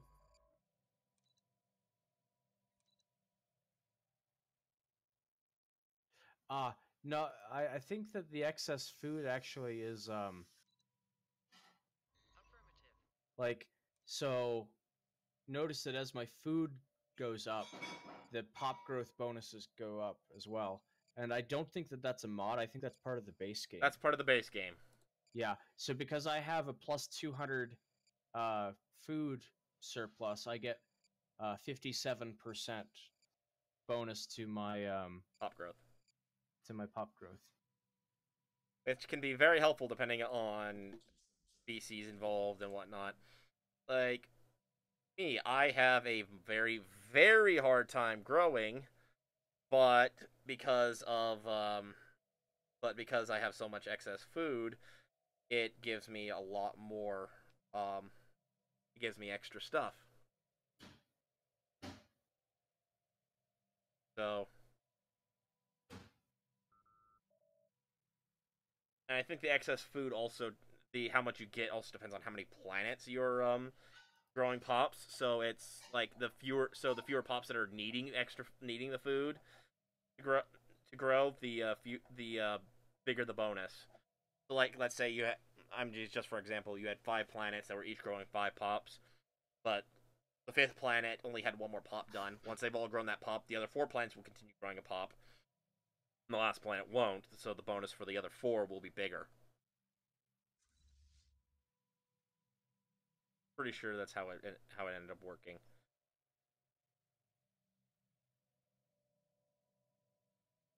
But I haven't actually like gone through and tested it or something.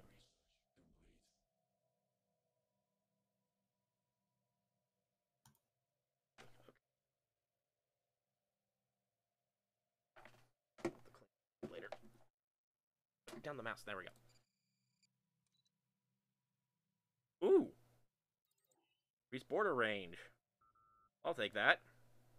You can always use larger borders.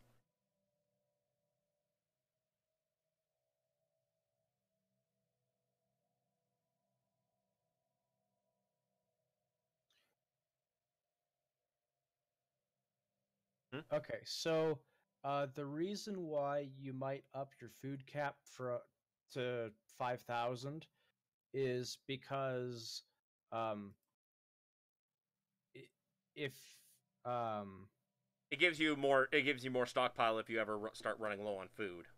yeah, so if something goes wrong and you have a negative income, it gives you more time before your people starve. Because that was actually my biggest problem in the last game, was that I kept my food cap really low, and because of that, when I had there's a time when my food went negative.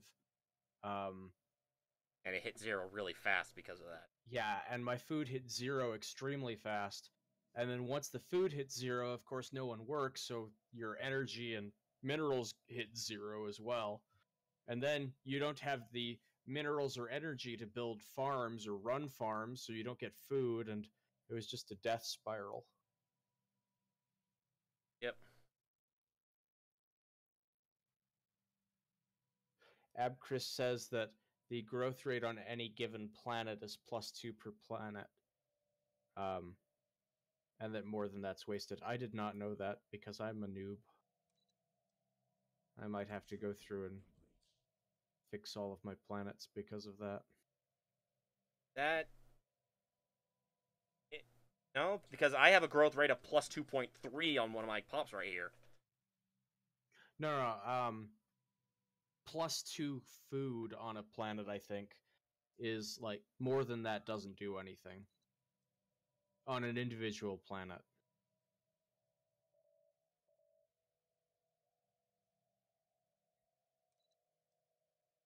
You mean a planet producing more plus 2 food? I think that that's what he said. Um, that really depends because since it's a global stockpile now and not something you have to deal with per planet, it me Maybe it's +2 in the Empire per planet. So like if you have 10 planets, then +20 is the cap. Is that what you mean, Abchris?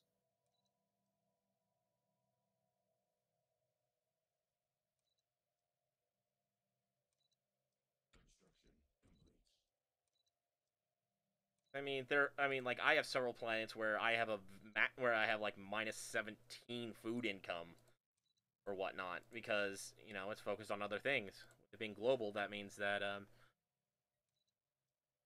definitely want some planets producing more than +2.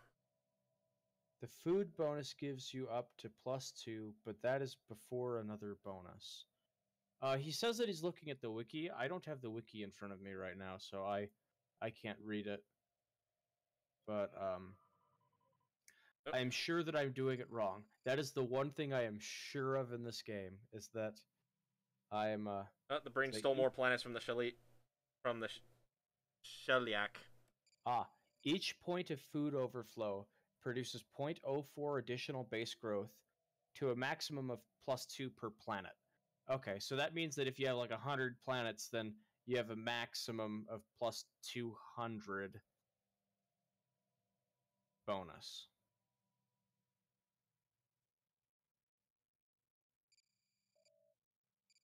I have never gotten that much excess, I think. I'm sitting here with how many planets? 83 planets, and I've actually got plus a lot. But it's only given me like 48%. It was actually 49 a little bit ago, but I started converting some other things from from uh from food to something else.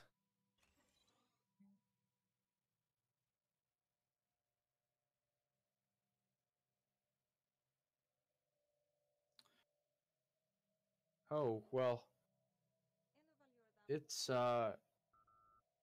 getting close to that 2-hour mark now. Yeah. Yep. Not quite. We have 5 minutes left for the episode.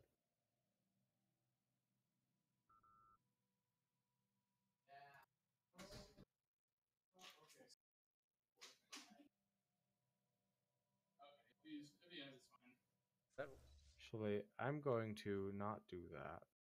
Or cancel this. there. Because I'm going to Am I- take good advice and use it. The tick rule says he has something like 1.3k surplus food in his game. Probably more because almost nobody in his galaxy eats anymore.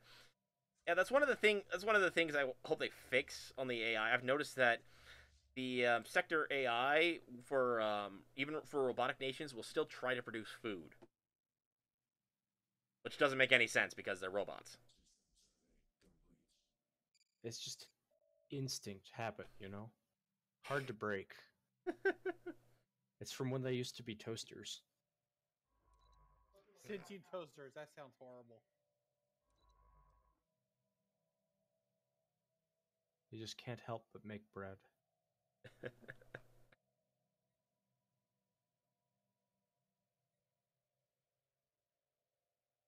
Build.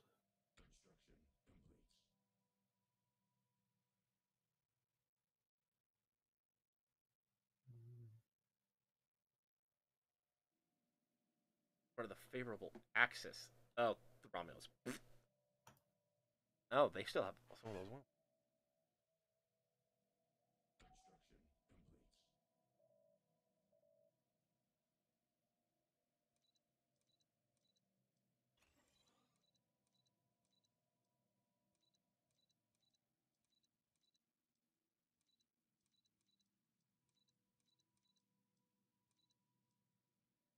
Actually, and the Tig rules. I got rid of a lot of farms, but I'm not bothering to dismantle that many spaceport hydroponic bays.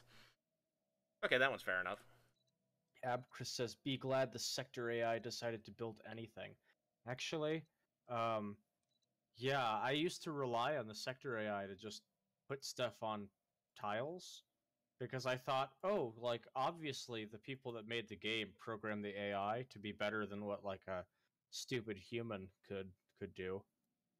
And that's part of what I'm really trying to change about this season is I'm focusing on managing my tiles because I think that that's a huge part of why I do poorly in this game. Yeah, and I mean, they're doing better at with the AI. They're tweaking it more, and it's getting better. But one of their general problems is with all of their all of Paradox's games is that Paradox games tend to be far more complicated than a single than an AI can actually tend to handle. Just it's the AIs in their games tends to struggle.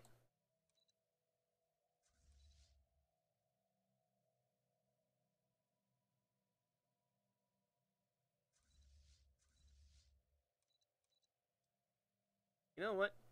For the heck of it, I'm just gonna go clear that out. Why not?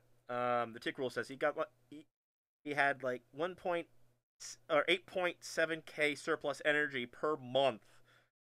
Even being a fanatic materialist obsessed with efficiency, it's not worth the time to adjust. Yeah, if you're making that much energy, I energy and minerals. With minerals, I think taking priority over energy, just because because you use minerals for a lot more than you use energy, which is one of the things they're trying to fix in the 2.0 patch. They're trying to make energy actually be of greater use.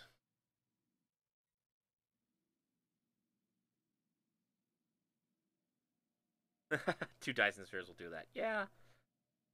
If you mod in to get multiple Dyson spheres, it's going to definitely definitely get great. Especially if there's a mod out there that I found called Starlifters, which basically makes a Dyson sphere equivalent for minerals. Ooh. Yeah, it was one of the mods I was going to suggest for the game until we picked up this one. Which basically makes it where you build, if you have enough energy, you build a Starlifter. If you don't have enough energy, you start off with a Dyson sphere. And then when you finish one, you build the other. And then you usually have a surplus, so you start building more of whichever one you need more of. Usually, I found myself building like multiple star lifters per Dyson sphere, but then I'd still have like several thousand excess energy and minerals. I'd usually get to the point where it's like I had no problem with resources whatsoever. So, Abchris says, that's why I like tributaries. You may only get 50%, but for some reason, Empire AI works better than Sector AI. Actually, I think that what it is that Empire AI just cheats. It gives itself resources on a schedule, whether or not it actually has the tiles or whatever to generate the resources. Is that what you find, Stormlord? Yes, I know for sure that it does because there was one game, I don't remember why I decided to test this out, but I decided to test it out where I made a game where it was just me and one AI, and I used console commands to jump over and literally delete everything he had. He had no minerals, and a negative mineral income, no energy and a negative energy income, and no food and a negative food income because of how his population was. Actually, he might not have had a negative energy income, but he literally had no minerals to build anything and no food to grow pops to get more stuff. And so I popped back over to my race and started playing. A couple months later, I paused and I jumped back over. He had rebuilt everything. Despite having no mineral income and no food income, he somehow managed to get more buildings and start growing again. So quite literally, there was no way for him to actually do that without cheating. So it's the AI does cheat. Maybe not extensively, but it does cheat. Okay, so we just had a connection issue, and Diermut is gone, so I'm just going to save the game here. Oh. And, I mean, just a quick note to finish up the tick rules. It sounds like that he's actually might have. I don't know if he was doing it on vanilla or not, but he definitely didn't mod in a second do a mod for an extra Dyson sphere because he says that the hive mind he conquered was built a build platform for a Dyson sphere, and so he was able to finish it up. So that's how he got 2 Dyson spheres. So, But yeah. Abchris says AI should only cheat if you put the setting in for them to cheat. No, there was no setting involved in that. It was base vanilla, no altered settings. And in fact, actually, I think it was actually made so that way it was supposed to be easier for the player, meaning it should be less likely to cheat on that one. So yeah. Another thing that's interesting is in these real-time strategy games. I know this is a 4X game and not an RTS game, but really the boundaries are kind of vague. But anyway, I know that all of the RTS games from the 90s and early 2000s would cheat, and it's only been like StarCraft 2 is like the first real RTS game to have a setting where the AI does not cheat on hard mode. Because that was the difference between like easy, medium, and hard modes on most RTS games, was just how many resources they cheated to themselves, how quickly they did that. You know. Yeah. Anyway, yeah, we can hear you. That is funky. I don't know what happened. Anyway, it is time to go. Yeah. So. All right, so I'll pull us out then. Everybody, I hope you enjoyed this live stream / recording of Stellaris Star Trek New Horizons, and we'll see you all next week. Yep. Same time, same channel. Yep. See you then. Bye. See ya. Bye.